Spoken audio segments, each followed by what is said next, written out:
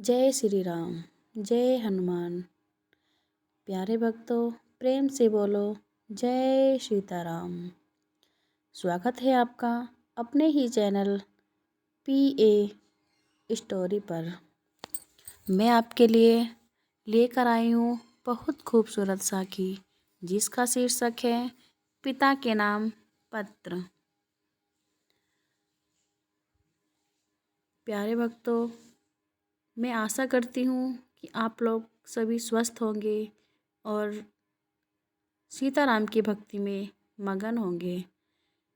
तो प्यारे भक्तों, चलिए साखी प्रारंभ करते हैं। साखी का शीर्षक है पिता के नाम पत्र। हर वर्ष की तरह मेरे 40वें जन्मदिन पर भी आपका बधाई पत्र मिला। मन हर्षित हो उठा और यही कल्पना करते हैं कि काश आप भी हमारे साथ होते। पिताजी, 70 वर्ष की उम्र में भी आपके अक्षर आज भी कागज पर मोतियों जैसे चमकते हैं। आपके हर पत्र को मैंने अपनी यादों के खजाने में सजा कर रखा है। जब भी अकेलापन महसूस होता है, उन्हें पढ़ लेता हूँ। प्रत्येक पत्र मुझे बहुत प्रेरणा देता है। कभी कभी पीछे मुड़कर यादें ताज़ा करना अच्छा लगता है। आज बहुत मन हो रहा है कि आपसे अपने मन की कुछ अनकही बातें कहूँ। पिताजी, मैं खुद को बहुत ही भाग्यशाली समझता हूँ कि मुझे आप जैसे पिता मिले। बचपन में आपने मुझे मजबूत जड़ें दी, जवानी में आपने मुझे पंख दिए। आप ही ने मुझे अपनी जागती आंखों से सपने देखने के लिए प्रेरित किया। जीवन के हर मोड़ पर उम्मीद की किरण लिए खड़े रहे। प्यारे भक्तों, आपने हर सुबह मुझे मुस्कुराने की वजह दी और हर शाम को उल्लास दिया। आप ही ने समझाया कि ऊंच नीच के बावजूद जिंदगी जीने के काबिल हैं। जीवन की हर बहार और पतझड़ से अवगत करवाया। बचपन में आपने मुझे छोटी छोटी खुशियाँ दी। उन खुशियों को महसूस करना सिखाया। मुझे आज भी वो छोटा बच्चा याद है जो हलवाई की दुकान पर गरम गरम जलेबियों के साथ रबड़ी खा रहा है। पार्क में गुब्बारे उड़ा रहा है और पार्क में झूला झूल रहा है। तितलियाँ पकड़ रहा है, पतंग उड़ा रहा है, हवाई जहाज और इंद्रधनुष को देखकर तालियां बजा रहा है। उसका पिता उसकी हर खुशी में उसके साथ मुस्कुराता है। उसकी हर शरारत पर मन ही मन हंसता है और हल्का सा फिर डांटता है। छुट्टी वाले दिन अपने साथ बागवानी कराना, आलू गोभी गाजर मूली टमाटर आपके साथ उगाते उगाते मैं भी बढ़ता गया। पिताजी, आपका पोता भी अब बड़ा हो गया है। मैं भी उसके जीवन के हर मोड़ पर आपके जैसे पिता के रूप में उसके साथ खड़ा रहना चाहता हूँ। मैं भी उसे छोटी छोटी खुशियाँ देना चाहता हूँ। कल वह आपका ईमेल अकाउंट पूछ रहा था।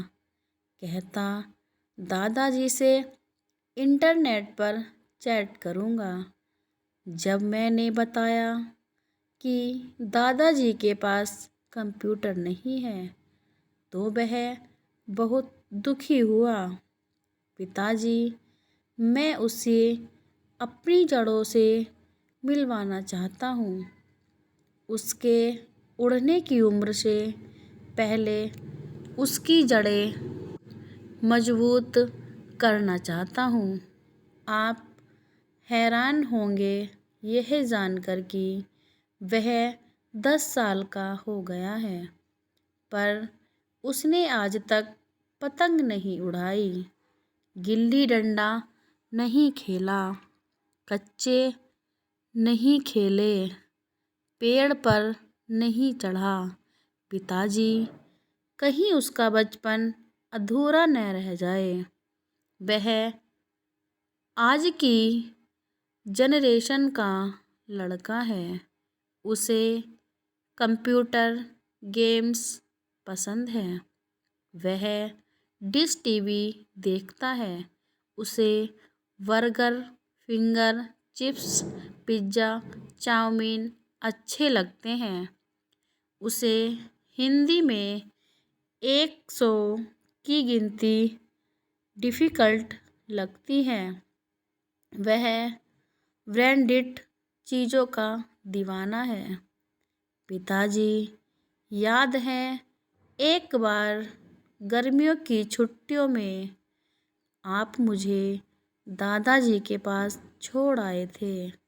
मैं उनके साथ गाँव के पास बहती नदी में मछलियाँ पकड़ने जाता था। जल तरंग बजाते हुए दादाजी का मुस्कुराता चेहरा मुझे आज भी स्मरण है। पापा, जल तरंग क्या होता है? गाँव कैसा होता है? गिल्ली डंडे को इंग्लिश में क्या कहते हैं? बगल में बैठा मेरा पुत्र पत्र पढ़कर मुझसे पूछ रहा है। ऐसे ही बचपन में मैं कई सवाल करता था, कभी दादाजी से, कभी आपसे। एक बार मैंने दादाजी से पूछा था, आपको भूतों से डर लगता है? मेरा एक दोस्त कहता है, भूत खतरनाक होते हैं। मैंने डरते हुए देखा। दादाजी ने तुरंत मेरे कंधे पर हाथ रखते हुए मेरा हौसला बढ़ाते हुए कहा, बुरे लोग भूतों से ज़्यादा खतरनाक होते हैं। मैंने इच्छा जताते हुए पूछा, बुरे लोग क्या करते हैं? बुरे लोग पेड़ काट देते हैं, जंगल उजाड़ देते हैं, नदी नाले गंदे कर देते हैं, जीव जंतुओं को मार डालते हैं। कहते कहते दादाजी गंभीर हो गए। दादाजी, मैं बुरे लोगों को मार दूंगा, मैंने गुस्से से कहा। बुरे लोगों को नहीं बेटा, बुराई को मारना।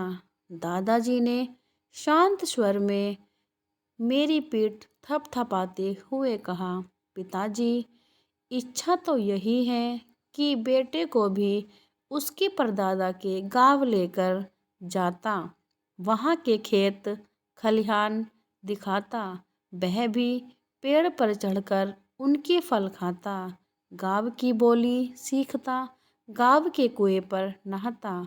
पर अब न तो गाँव रहा न दादाजी। अच्छा हुआ दादाजी गाँव की दुर्दशा देखने से पहले ही चले गए।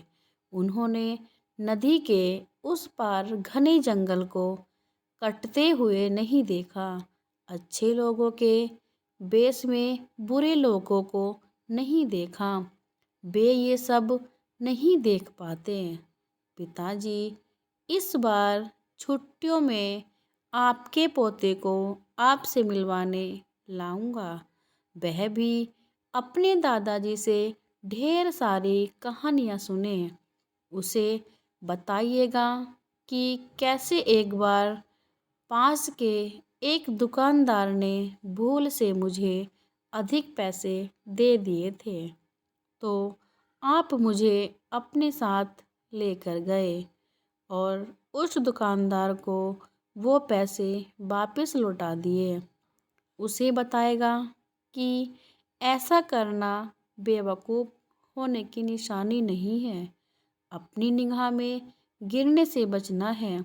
उसे भी अंतरात्मा की आवाज़ सुनना सिखाएगा।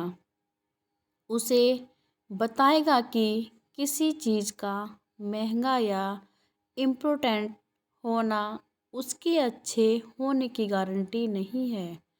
वह ज़रूर समझेगा आपकी बहू खाने के लिए आवाज़ दे रही है, मूंग की दाल और आलू गोभी बनी है। आप होते तो कहते वह क्या खाना है। आप साथ हो तो लगता है आप हमारे सिर पर बड़े बुजुर्गों का हाथ है। आपका बेटा आपको बहुत याद करता है। आपका बेटा प्रशांत है। पिताजी, मैंने आपके नाम ये पत्र लिखा है। अगर आपको ये शाखी पसंद आई है तो कृपा करके शेयर करें, सब्सक्राइब करें और कमेंट्स में लिख कर बताएं। प्यारे भक्तों, मैं आपके लिए हर रोज़ नई साखी लेकर आती हूँ। प्यार से बोलो जय श्री राम।